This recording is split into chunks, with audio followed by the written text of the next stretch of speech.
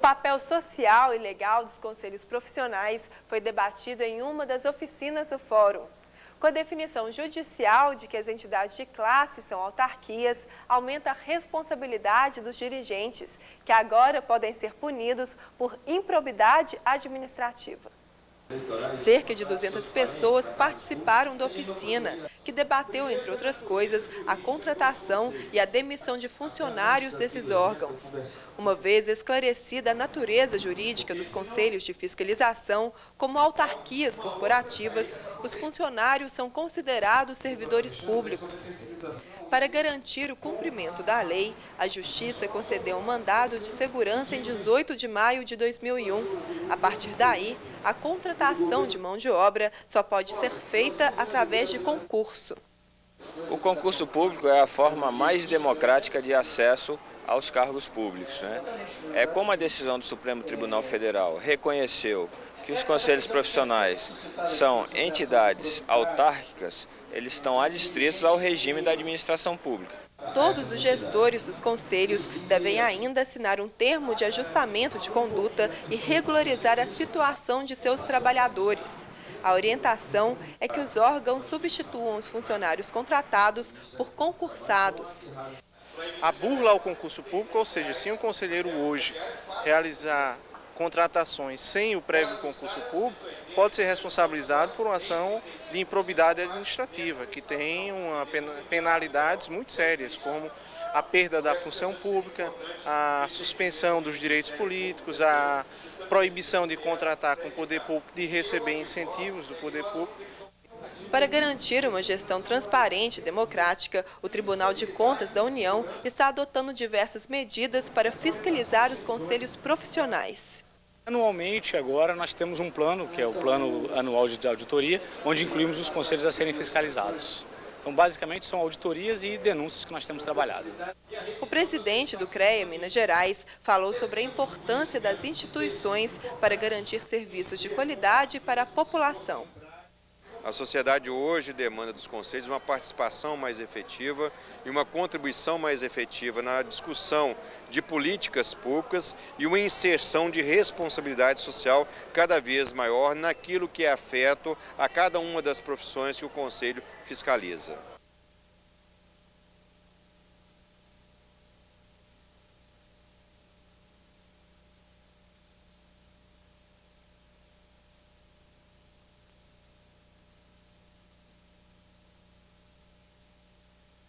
O papel social e legal dos conselhos profissionais foi debatido em uma das oficinas do Fórum.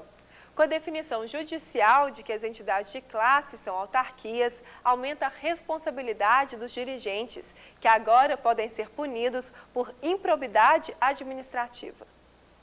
Cerca de 200 pessoas participaram da oficina, que debateu, entre outras coisas, a contratação e a demissão de funcionários desses órgãos.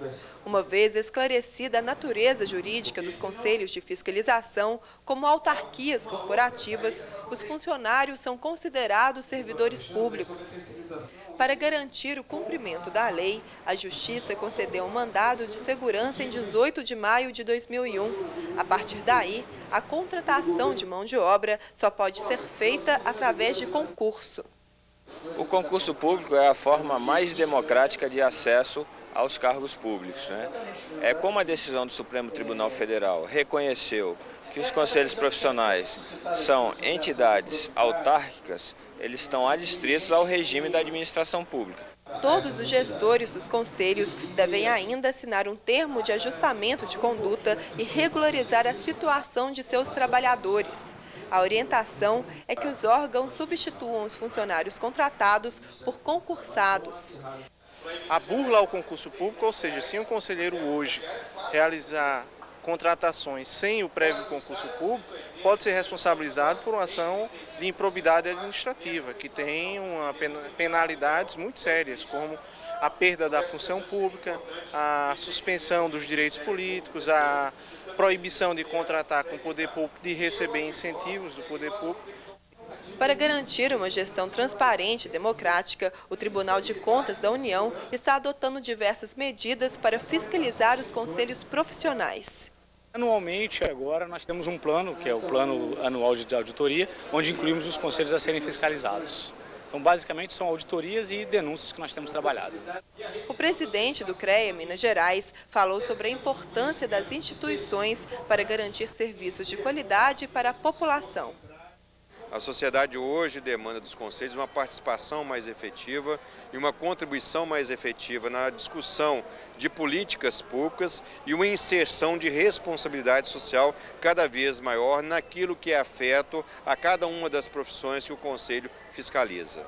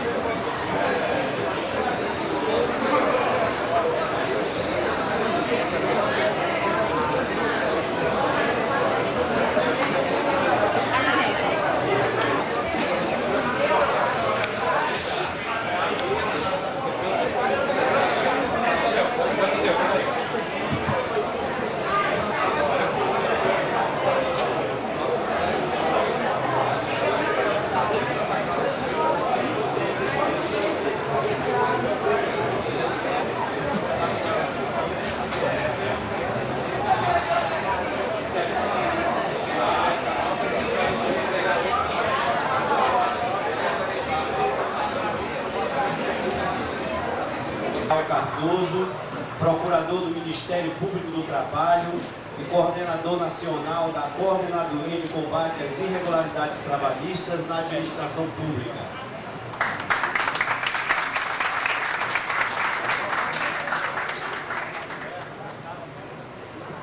Também convidamos para a nossa mesa o Dr. Túlio de Mello, ele é presidente do Conselho Regional de Engenharia e Arquitetura de Minas Gerais.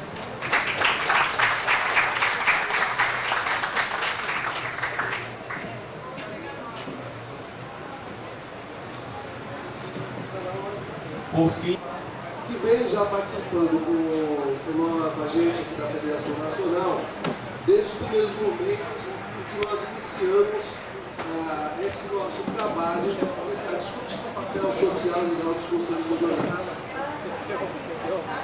É importante também esclarecer que um dos motivos, os principais motivos pelo qual a Minas está presente aqui na mesa, ele não é de maneira alguma excludente. De maneira alguma a gente está impedindo que outros conselhos e ordens participem, muito pelo contrário. Mas é que ao longo do tempo nós vamos debatendo e discutindo bastante com vários conselhos, e dentre eles o CREA Minas Gerais é um dos que tem uma série de convergências com as nossas propostas. E isso facilitou bastante esse envolvimento do conselho. De qualquer maneira, o que nós queremos é que ele seja ampliado. A proposta nossa é que haja uma participação efetiva de todos os conselhos e ordens, dos sindicatos e entidades de classe, para que a gente consiga alcançar uma melhor debate. Nós entendemos os conselhos e ordens têm um papel importantíssimo na sociedade, no que diz respeito à proteção da sociedade, à proteção dos bons profissionais e dos maus profissionais.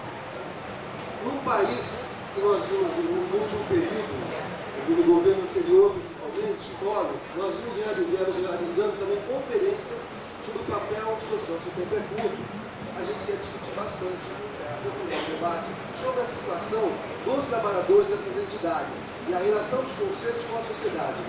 Porque a gente entende que para a gente ter um bom serviço público efetivo, que a gente atenda a sociedade, é preciso que haja uma solução que haja a participar. Tem duas datas possíveis, uma será em julho desse ano, lá em Brasília, ou no final do ano, em novembro. Não está definido o local, mas em Brasília. Essa é a nossa terceira conferência. E esperamos seguir esse debate, a apresentação dos nossos palestrantes que estão aqui, vão colaborar em muito com a nossa compreensão. O Tribunal de Contas não agradecer o convite que foi feito a gente estivesse aqui falando um pouquinho da situação dos conselhos dentro do Tribunal de Contas da União e o resultado principalmente dos trabalhos que nós realizamos nos últimos anos, tanto em processos de auditoria, quanto nós tivemos dentro do Tribunal de Contas da União, inclusive no Supremo Tribunal Federal. Por fim, falar um pouquinho de uma decisão recente do Tribunal, as características de tributo. Eles têm poder de polícia, eles podem apenar os seus profissionais, até com o processo de cassação, por aí vai. Eles têm, na verdade, a natureza do recurso, por ser uma contribuição para fiscal, que o Estado delegou a que os conselhos fizessem a arrecadação para o sustento da sua convicção, primeiro, porque era a competência do Tribunal. E segundo, desde 90, o Tribunal já trabalhava com o seu convencimento de que os conselhos deveriam somente contratar através de concursos públicos. Então, desde 90, isso já era muito claro para o Tribunal. A controvérsia que veio depois dessa questão de gerenciar recursos federais é a questão da contratação através de concurso público. E a DIN 1717 foi exatamente nesse sentido. Tivemos a medida provisória que foi editada, ou seja, a remuneração dos funcionários dos conselhos são pagos pelas próprias contribuições. Bom, a partir daí, com a questão do artigo 58 ser declarado inconstitucional sobre o parágrafo 3º que diz no regime trabalhista. Por não integrar o orçamento da União, por, na verdade, terem contribuições, são as contribuições para fiscais. Então, toda essa questão vinculada ao pessoal, aos empregados, aos funcionários, a partir desse momento que se caracterizou como seletista, o segundo ponto a vencer é a questão do concurso público. E durante muito tempo, o Tribunal de Contas da União vinha batendo nessa orientação aos servidores e aos presidentes dos conselhos regionais e federais. Cada um desses presidentes, e cada processo tinha a questão da contratação sem concurso público. Então, o Tribunal firmou o seguinte entendimento. Primeiro, o Tribunal não mandou demitir no primeiro momento. Ele orientou todos os presidentes no seguinte sentido. A partir da decisão do Supremo que foi publicada, ele, na verdade, deixou que cada presidente tivesse liberdade para resolver o seu problema com relação a isso. E mais tarde, o Ronaldo vai falar, deu também com relação a esse termo de ajustamento de conduta. Mas o Tribunal, na verdade, orientou os gestores no seguinte sentido. Primeiro, o Tribunal não pede que vocês demitam todos os funcionários de uma vez só. Esse é o primeiro ponto, que é inviabilizar o funcionamento dos conselhos. Segundo ponto, nós sempre orientamos os presidentes a solicitar, pela decisão do Tribunal, uma prorrogação de prazo para adaptação a essa nova situação. Em todas as vezes que nós fomos buscados pelos presidentes de conselhos federais com relação ao que vamos fazer, nós orientamos, entrem em contato com o TCU, façam uma peça pedindo um prazo de 180 dias para que vocês realizem um concurso que expressamente diz quem são as autoridades que possam ter direito de representação, vocês continuam sendo vedados a compra de carros para servir a interesses particulares ou mesmo no transporte da sua casa para o serviço. Segundo ponto, que dificultou a questão do enquadramento das autarquias. A aplicação no mercado financeiro. Não se sabia qual era o regramento que era incidente sobre os conselhos para a aplicação das suas receitas no mercado financeiro. Em contato com o Banco Central, o próprio Banco Central não sabe nada mais, nada menos do que garantir, já que os recursos são federais, o acesso a qualquer cidadão dentro dos requisitos necessários para que possa compor os quadros dos conselhos. Isso, na verdade, aconteceu muito. Pensões que foram, na verdade, não seguidas de processos de apuração, com motivação ou não, dos atos dos gestores para permitir rescindir os contratos de trabalho com relação aos conselhos. E apesar de todos esses anos a gente tentar, falando um pouquinho da questão dos conselhos, eles começaram a se enquadrar em todo esse normativo que é dos profissionais de determinada categoria. Então a terceirização, na verdade, já é possível, sim, desde que você contar para atividades meio, não para atividade fim do ano. Bom, e falando de 2004, que tem a ver, que eu vou falar isso primeiro porque é público, porque foi o caso concreto. E qual foi a situação que foi colocada para o Tribunal no Conselho Regional de Contabilidade? Fizemos uma auditoria, que foi uma auditoria em decorrência de uma denúncia. No caso da denúncia, nós preservamos a figura do denunciante, que levou vários fatos que estavam acontecendo no Conselho Regional de Contabilidade do Rio Grande do Sul. Entre todos esses fatos, que na verdade eu vou me pautar um pouco mais, quatro fiscais contadores. Primeira coisa, não foi encontrado nenhum documento que comprovasse os motivos das demissões.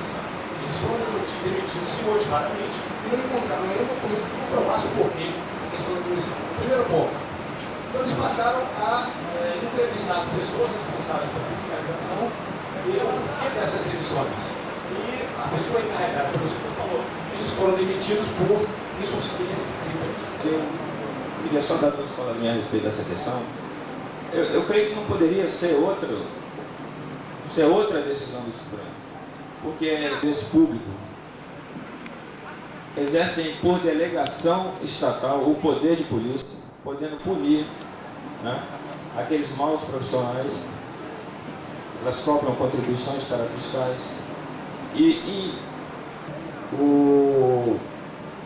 os inquéritos foram instruídos, verificou-se, como foi dito aqui, que não estava sendo observado isso, ou seja, o cidadão viu.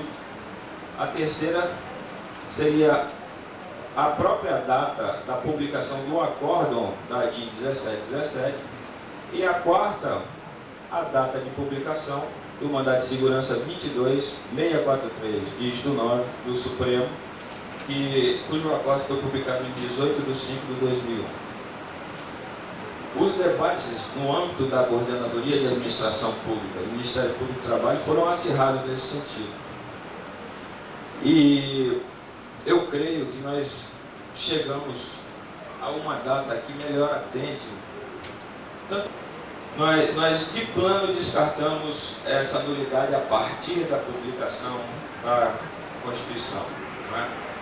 A gente, até por entender que essas entidades têm uma natureza jurídica sui generis, a gente não poderia tratar da mesma forma como a gente trata um prefeito que ganha uma eleição e no dia seguinte contrata os cabos eleitorais e contrata os seus parentes para cargos públicos. A gente não poderia aplicar a mesma sanção, não é, para a forma, o positivismo e o formalismo, ignorando o aspecto social. Né? Como eu falei aqui, a questão é bem diversa do que a gente vê no dia a dia da administração pública. Nós conseguimos, a maioria dos membros apoiou essa moção, concurso público.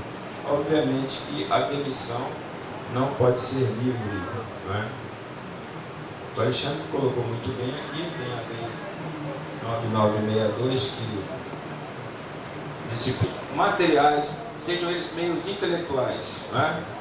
O que a gente não admite, e até antes daqui do evento, eu conversando aqui com o Procurador da República, doutor Ronaldo, que eu também queria fazer uma outra observação em relação à manifestação do Alexandre, mas agora é para divergir, respeitosamente. Foi quando se falou da entrevista no concurso público. Até no nosso termo de ajustamento de conduta, a gente não prevê essa figura da entrevista. Nós estamos aplicando o artigo 37. Tem um servidor público capacitado, um servidor público com garantias, né, e que vai prestar um bom serviço público. E é nessa hora da entrevista que surgem os preconceitos em razão de raça, em razão de orientação sexual, em razão de ser amigo de fulano, ser inimigo de ciclano. Então, não sabe as questões fáticas e sociais que estão subjacentes a toda essa discussão. Aquele meu amigo não sabia que a natureza jurídica dos conselhos era algo bastante controvertido. Aquele meu amigo não sabia que os próprios juízes e tribunais não existem. Mas quem atuou de boa fé não pode pagar pelo que estava de má fé.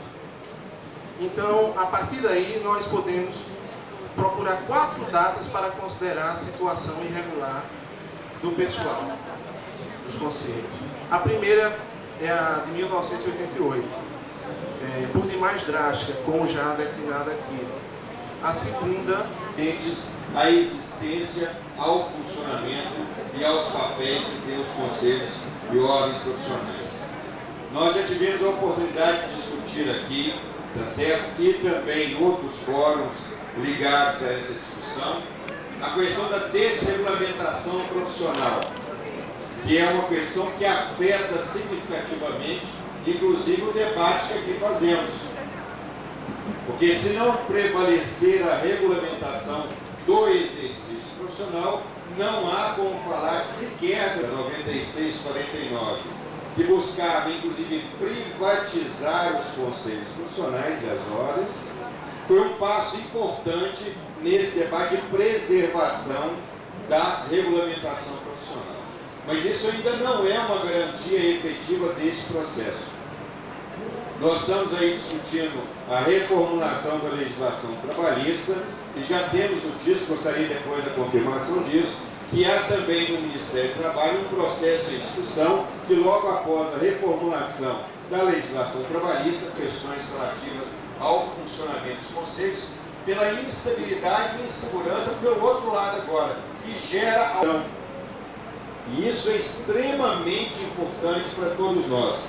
Primeiro, da natureza jurídica dos conselhos. Hora que se estabelece isso e há uniformidade de entendimento das diversas instâncias do governo, isso realmente ele nos facilita muito na condução do processo. A outra questão da definição também do processo em relação às contratações. Primeiro, seria através de concursos públicos e mais serviços mediante processo licitatório. E a contratação de empregados através de procedimentos que garanta ampla publicidade e isonomia, como é o concurso público, não podem ser combatidas como se fossem entraves ao normal funcionamento dos conselhos ou ordens. Ou isso gera uma situação que nós vamos ter que buscar, inclusive, do ponto de vista legal, uma outra saída para poder garantir um controle social mais efetivo sobre as contas dos conselhos e ordens. Não importa, mas são, inclusive, recursos que precisam ter um controle social cada vez mais efetivo sobre ele. E aí eu fiquei pensando, por que nós não começamos a pensar de resgatar, apesar de ter saído da lei 96/49, a obrigatoriedade em 17 ela acabou sendo, tá certo, eliminada essa exigência. Então eu acho que nós deveríamos voltar a pensar sobre 11.000. Isso veio pelo menos pacificar momentaneamente essa instabilidade com relação, inclusive, aos recursos necessários à gestão dos conselhos e ordens profissionais. Porque apesar de tratar-se dessa lei 11.000 de um assunto específico do Conselho Federal de Medicina, ele abre no artigo 2º a perspectiva para que as taxas e emolumentos fossem definidas pelos conselhos federais para os conselhos regionais. Sabemos da existência, inclusive, também de ações no sentido de analisar a constitucionalidade dessa lei 11.000, na medida que não estabeleceu patamar superior para efeito, inclusive, dessa cobrança. Mas essa questão também ela precisa ser analisada por todos nós, porque ela reflete também a estabilidade e a capacidade que terão os conselhos profissionais de prestar o serviço que precisam prestar à sociedade. A outra questão que nós gostaríamos de colocar para vocês é o seguinte: definidos os aspectos jurídicos, tem uma questão inclusive importante. Qual é o papel principal dos conselhos e ordens de fiscalização profissional? A fiscalização de janeiro, para citar um caso nosso, a sociedade não quer única e exclusivamente saber se tem um profissional ou uma empresa registrada no conselho para poder prestar aquele serviço. É a garantia que aquele serviço foi prestado com a qualidade para poder dar a segurança que a sociedade precisa. Aliás, razão da regulamentação das profissões. E essa ação da fiscalização das atividades profissionais ainda carece, em todos os sistemas de fiscalização, de uma evolução ainda muito maior. Nós não caímos, inclusive, sobre essa política pública.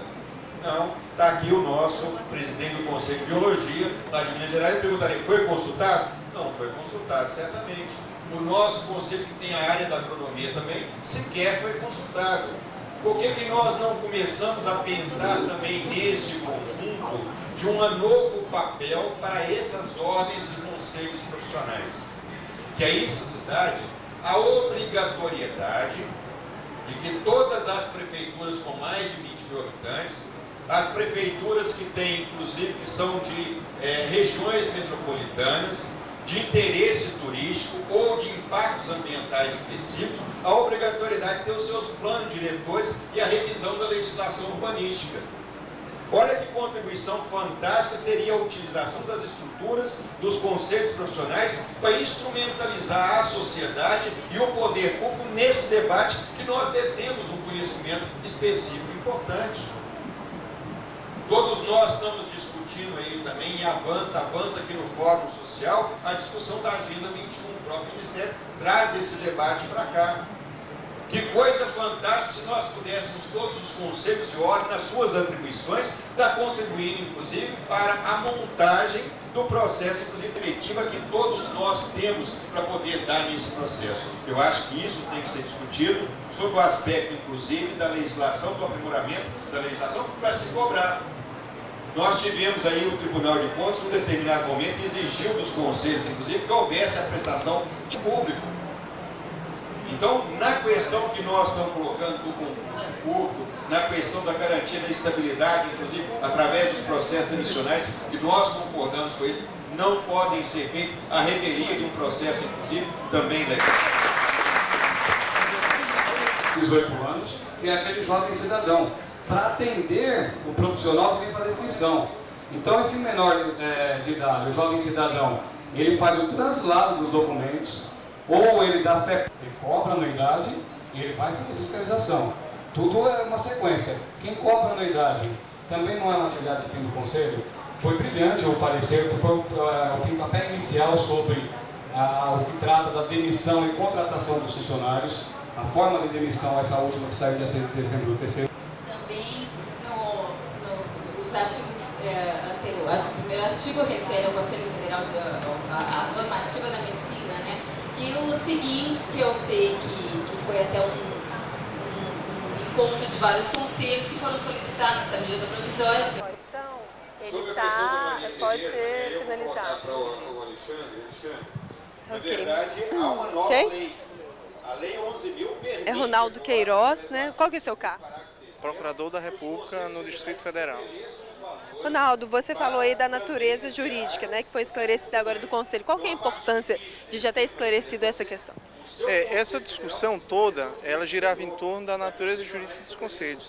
A partir da definição da natureza jurídica, é que você vai saber quais os deveres e direitos dos conselhos. Como foi definida, em definitivo, pelo Supremo Tribunal Federal, que os conselhos têm natureza jurídica de autarquias, uma das primeiras exigências que a Constituição determina é a realização de concurso público para a admissão do seu pessoal. E os gestores, né, os presidentes desses conselhos que contratarem sem ser pelo concurso público, qual que é a penalidade? Uma vez pacificada a questão da natureza jurídica, a burla ao concurso público, ou seja, se um conselheiro hoje realizar contratações sem o prévio concurso público, pode ser responsabilizado por uma ação de improbidade administrativa, que tem penalidades muito sérias, como a perda da função pública, a suspensão dos direitos políticos, a proibição de contratar com o poder público, de receber incentivos do poder público.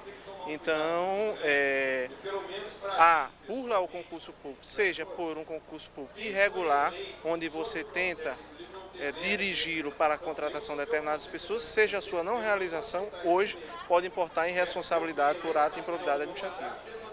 Obrigada. Valendo. Entrevista com Alexandre Xavier. Alexandre, qual que é o seu cargo?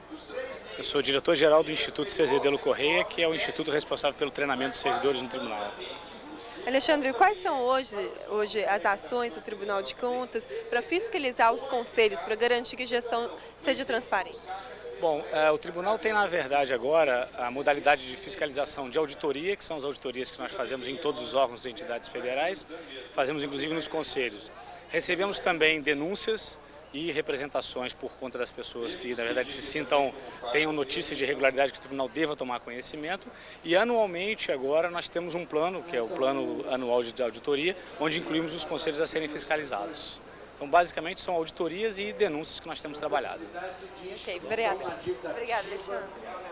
Entrevista com Fábio Cardoso. Fábio, qual que é o seu cargo lá no Ministério? Procurador do Trabalho. E, Fábio, qual que seria a importância desse mandado de segurança, né, para os trabalhadores?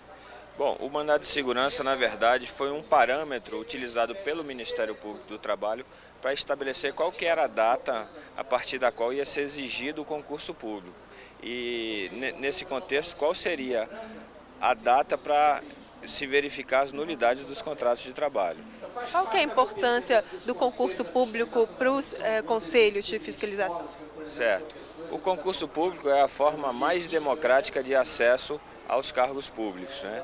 É como a decisão do Supremo Tribunal Federal reconheceu que os conselhos profissionais são entidades autárquicas,